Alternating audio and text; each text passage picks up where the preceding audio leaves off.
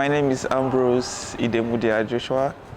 My artistic name is Ambrose Tjark. Yeah, I am basically a dancer, choreographer, humanitarian, and I'm also into community service.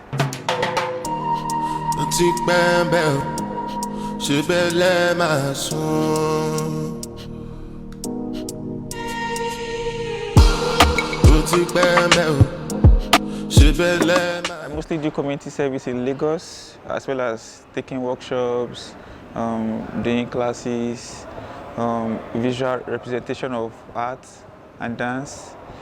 And also by the side, I'm into fashion.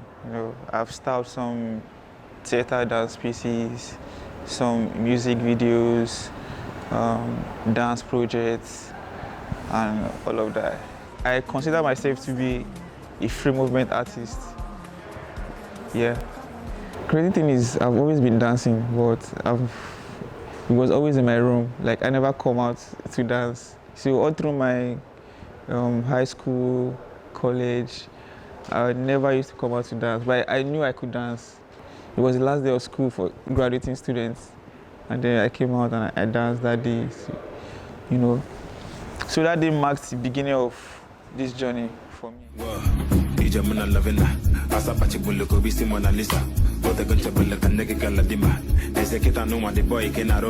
How you like me now? First off, I killed that fear of dancing in public, and afterwards I went to uni, where I joined a dance group, started performing on stage, choreographing, freestyling, battling, organizing dance events.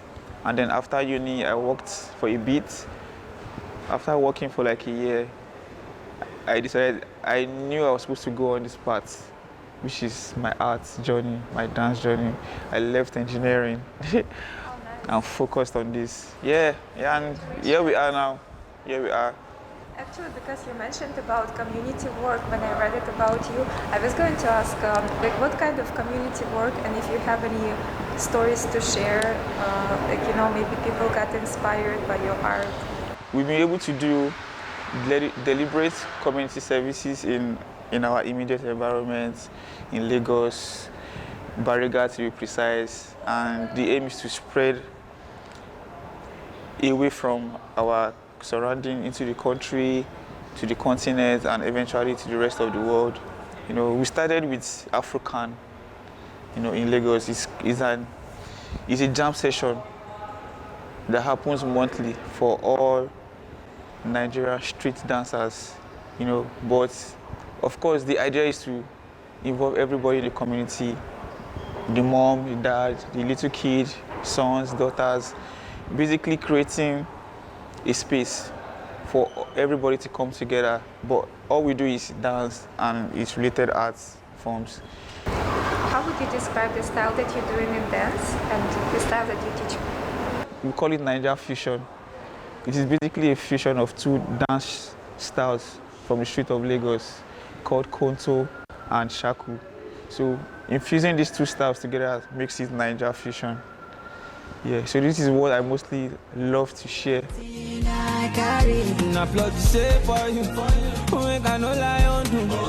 I was born into it, grew up, I became a man as a result of that, so I pretty much know what I know when I teach in the class. The styles that you taught us yesterday and on Wednesday, I noticed that all of them really physically demanding. So I wanted to ask, when it comes to training, if you could describe your training a little bit, and maybe the food that you eat, what kind of exercises do you do? Yeah.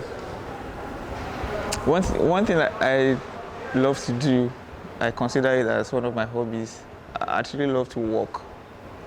Walk. Yeah, I can walk for hours. I do that. But yeah, I make sure I have my breakfast. I'm mostly on eggs and plantain. I don't. Yeah, but for fitness level, for me, I make sure I dance all the time.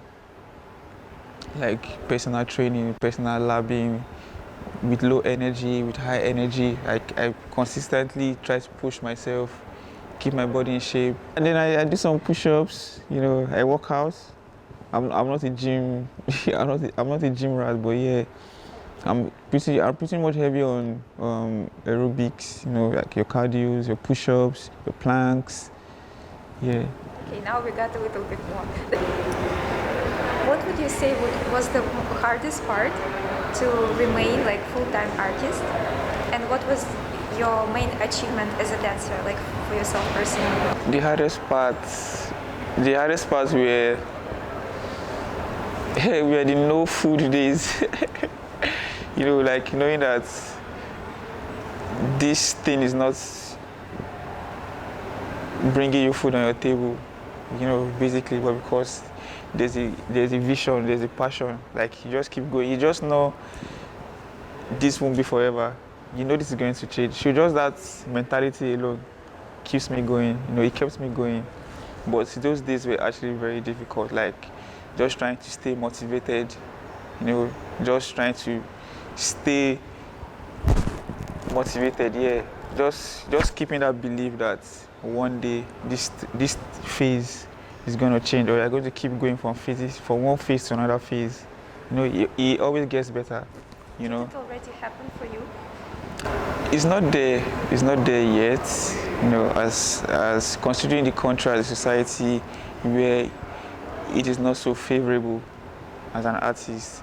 Yeah, I think it's everywhere, yeah, but yeah, it gets better when you have visions and then you begin to see some of the things manifest.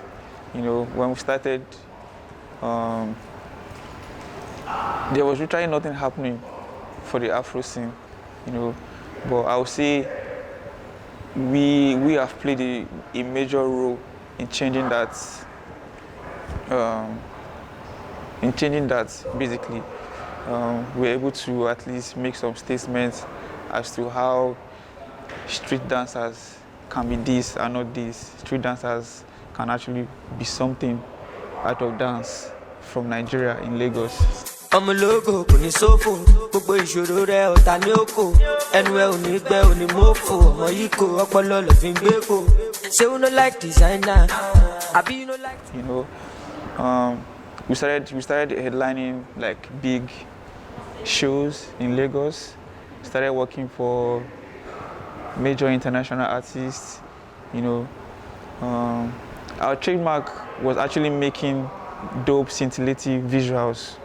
You know, showing our everyday life, you know. Yeah.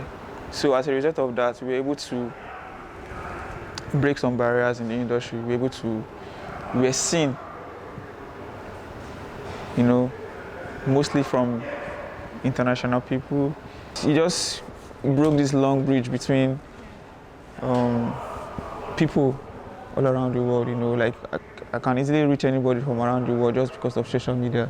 Yeah, what's your impression of the city and how is the dance scene different? Yeah. I would say like it's globally different, but like how? Yeah. Well, first of all, I think the city is beautiful. I think the people are beautiful. I think the people are extra nice. You know, yeah, they're actually good people in the country, and that's a lot for me. Like, it's a good one for me. That alone is enough for me. You know, and yeah, the dance community is electric, beautiful. Like considering all these other genre of dance encompassing this industry, we have the hip hop people, we have the Afro, we have the dance. So seeing all of these different spices of dancers, seeing that okay, they're like different niches, but they're actually good. You know, there's still a lot to be done with the Afro scene. You know, but yeah. Would you recommend any like YouTube channel or something, any platform where we can learn Nigerian style? There's my crew, Westside Lifestyle. There's a Soppy. We call him Surprise. On Instagram is Soppy King. He's a Konto master. He's a Konto master. He's also based in Lagos. He's actually someone I look up to and respect and learn from. Was there any moment when you kind of felt disappointed, or like you needed to take a break from dance? So many times. How do you go back? I feel like it's normal. It's the cycle of life. There must be a time where something dies and it grows again. That cycle must always happen. Especially as an artist, it's like your soul is involved. Your soul is involved. So you need to give it time where you need to die of something and let it grow again, like relief. That cycle is really important to continue this thing called life, this arts journey. It's also cool seeing that these few family and friends around you. It's actually cool seeing them being proud of you, and that actually keeps you going. You just want to keep doing it because of them. It's no longer about you anymore, Yeah.